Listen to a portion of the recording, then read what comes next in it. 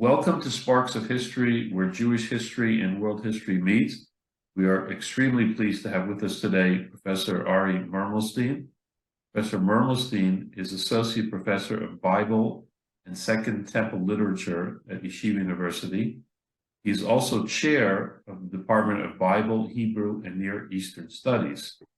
Additionally, Professor Mermelstein is Assistant Director of the YU Center for Jewish Law and Contemporary Civilization and the Israeli Supreme Court Project, which I don't think we're going to get into today, which maybe another time, both based at the Cardozo Law School.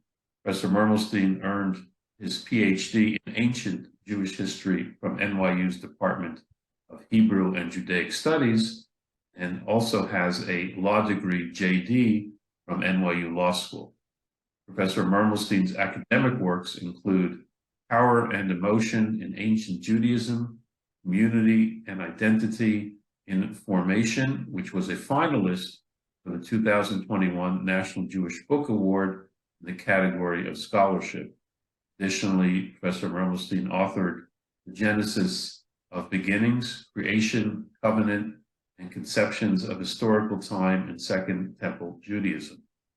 Today, we will be discussing one of the most fascinating personalities in Jewish history, Josephus. Professor Mermelstein, thank you again so much for being with us today. Thank you so much for inviting me. I look forward to the conversation. Great. Just to start off as way of background, what was the state of the Jewish nation, the Second Commonwealth, at the start of the Common Era? Sure. So maybe I should just begin by kind of outlining what we mean by the Second Commonwealth. So by the Second Commonwealth, we essentially mean the period that runs from approximately 538 BCE, when Cyrus the Great founds the Persian Empire, defeats the Neo-Babylonian Empire, takes over the Near East, allows the Jews to return from exile to rebuild the Second Temple, which they do in the year 515 BCE. The Second Commonwealth ends with the destruction of the Second Temple in the year 70 CE, so that when we talk about what is the state of the Second Commonwealth around the turn of the first century CE, we're basically talking about what is the tail end of that very long period. So I think the point to start with is, in thinking about this period, is the rise of Herod the Great in the year 37 BCE.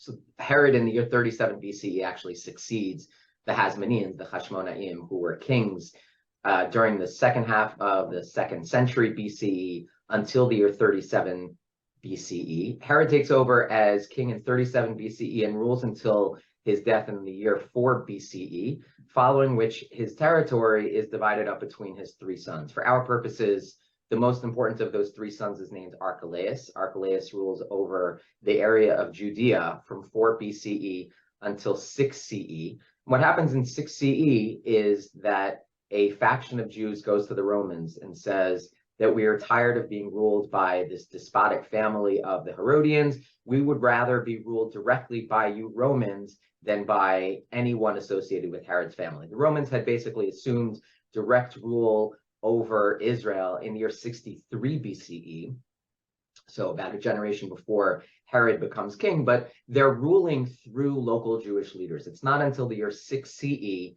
that the Romans assume direct rule at the behest of the Jews, who would rather be ruled by the Romans. What happens at that point over the next 60 years is, through the reigns of a group known as first prefects and later procurators, with just a very brief interval when you once again have a resumption of Jewish kingship, the Romans are ruling directly through sort of low-level administrators, low-level governors, who are empowered to rule over the Jews.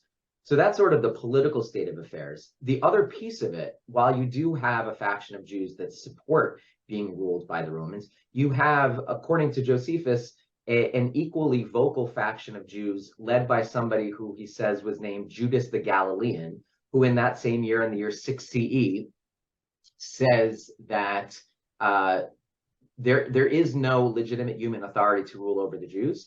And he and his faction advocate basically reverting to some sort of theocracy in which God will rule directly over them, perhaps there was some sort of priestly aristocracy. But what we have, according to Josephus, at the turn of the millennium, with the resumption of Roman rule, is essentially two factions, a faction that is supportive and a faction that is opposed to Roman rule. And what Josephus does is Josephus traces the thread of his narrative, essentially traces the development of that anti-Roman faction from Judas until the outbreak of rebellion in the year 66 CE. So that's sort of the state of affairs in the political domain. In the religious domain, Josephus talks about the outbreak of sectarianism a couple of centuries before the period that we're talking about now.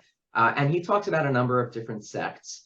If we read Josephus at face value, the sense that we get is of groups that are of outsized importance, maybe groups that are especially large, right? But that sort of is the focus that Josephus places. But in fact, historians assume that the number of members of these sects, the Pharisees, the Sadducees, the Essenes, was probably relatively little. Historians generally estimate that there were probably between 500,000 and 2 million Jews living in Israel around the turn of the millennium, maybe 10 to 20,000 of whom were aligned with these sects.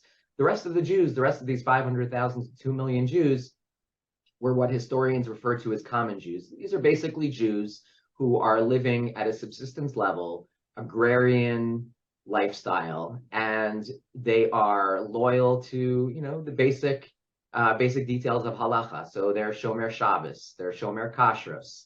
They are dedicated to service in the Beis Hamikdash, right? Basically, what we would regard as sort of the core tenets of halacha. That's what your average Jew at that time was loyal to, and in general, that's sort of like the state of affairs on the religious domain. Josephus does talk about the Pharisees as being especially influential, which doesn't mean that every Jew was a devotee of the Pharisees, but it does mean that they commanded widespread respect, at least at that time. So that's sort of what we know about what's happening in Israel, kind of in the religious domain, as well as in the political domain. Okay. I should just add one final point, which is sort of how this also affects the socioeconomic domain. So what we gather is that there was a significant divide between the haves and the have-nots. That there were people who really had been empowered by Herod, in particular, families of Kohanim, who in the middle of the 1st century BCE were not from the traditional line of the Kahuna Gadol, of the high priesthood, but they basically became the landed aristocracy. They were the people with influence and wealth. They were basically the leaders of the Jews, especially once the Romans came into power in that 1st century CE. And they were basically ruling over a massive population of people that were living at a subsistence level. And you can see that in a number of ways. One way in which historians identify the fact that there is this socioeconomic divide just within Jewish society is the fact that one of the first things that the rebels do with the outbreak of rebellion in the year 66 CE is they burn the debt records, which again suggests to historians that there's not just a political dimension to the rebellion, but there's also some sort of a socioeconomic dimension to the rebellion as well.